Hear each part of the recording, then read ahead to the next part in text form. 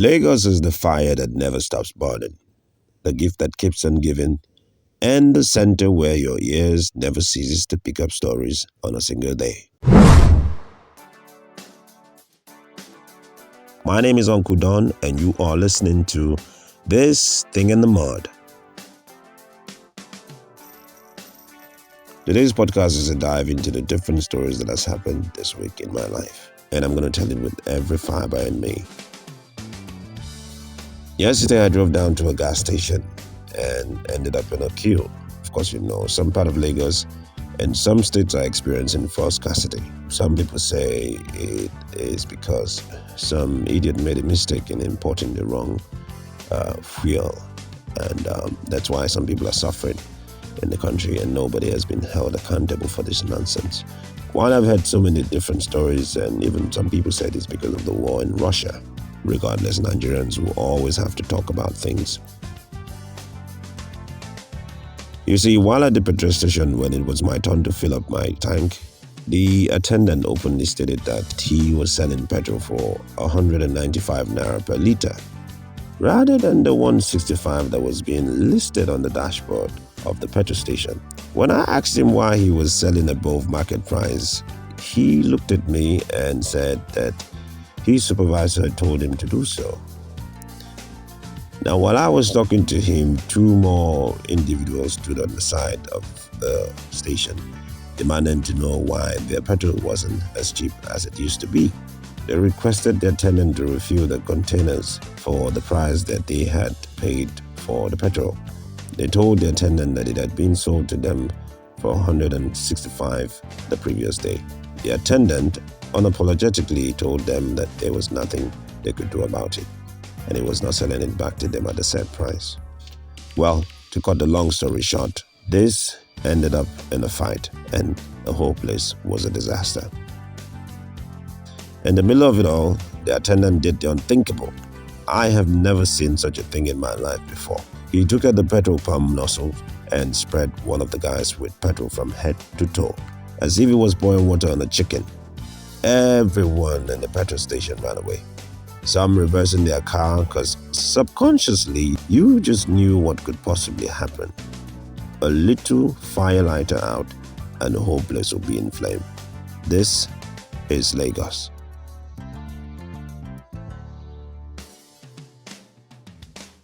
Yesterday again, there was this car that fell into a river in my area, and it stayed there overnight.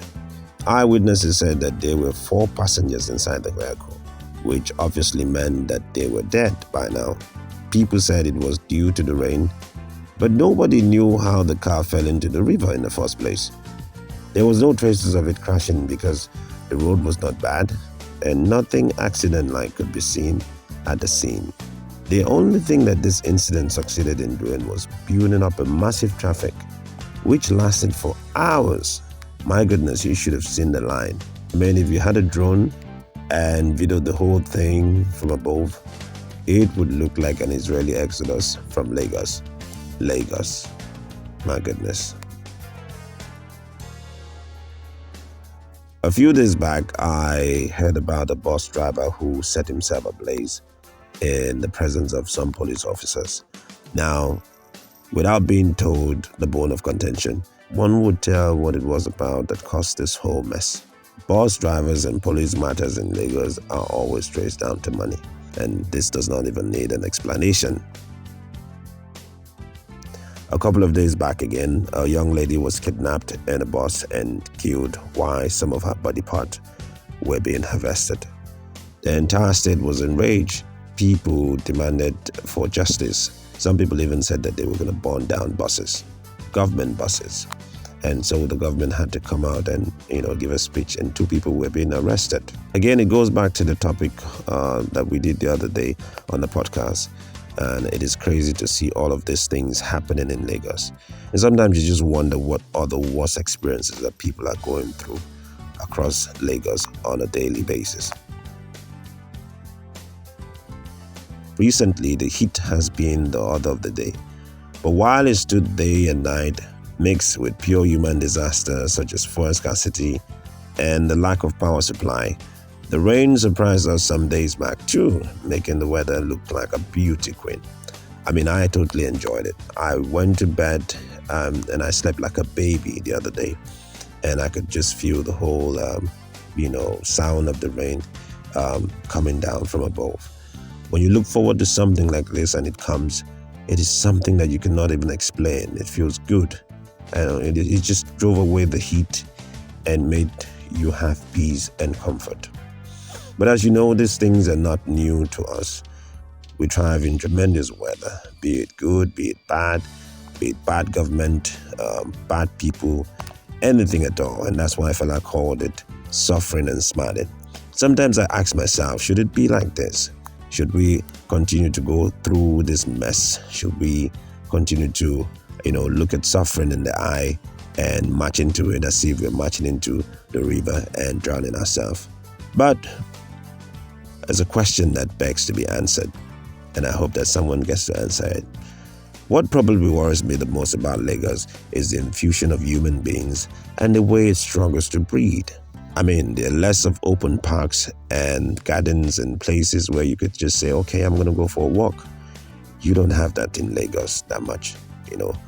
What you see most of the time are houses being built on any piece of land that is being seen or being, out there in some place that would probably be better off for the public to at least find space and breathe. This power outage throughout the night, then Lagos heat slowly introduces you to a modern day incineration chamber. It is bad. If there were to be war, the escape possibility here would be slim. The UN would probably call it a humanitarian disaster. So in light of this, not to say that there are not good things in Lagos, plenty of them out there. But Lagos begs to be decongested. And I really want to know what most of you are experiencing out there. But most of you who live in Lagos, so please tell me, if you live in Lagos, what has been your experience like so far? And what do you think about living in this city? This city is a city that people say is very promising, very commercial-like in nature, and people make money. But in terms of quality of life, I'd like to know, what do you think? What do you think this place should be like? And do you think you could ever leave Lagos for a different city? Would you rather live here or would you rather live somewhere? And today's podcast is like me pouring out my heart. And for the past 1 week that I've just been observing things in this city, I just wanted to relate with you guys. So please drop me a message. I'd like to hear from you guys what you think about this city and all of its ups and downs and all of its goodness. Let me know. Thank you.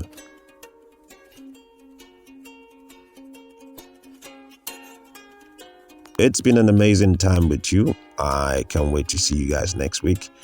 Next week will be a proper storytelling week, and I cannot wait to share with you guys what I have cooking for you. Thank you so much, and I hope that you have a wonderful week ahead of you. All my love.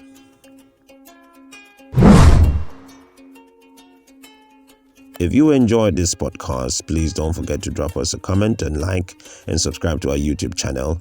And you can also get your podcast from all places that you get your podcast from.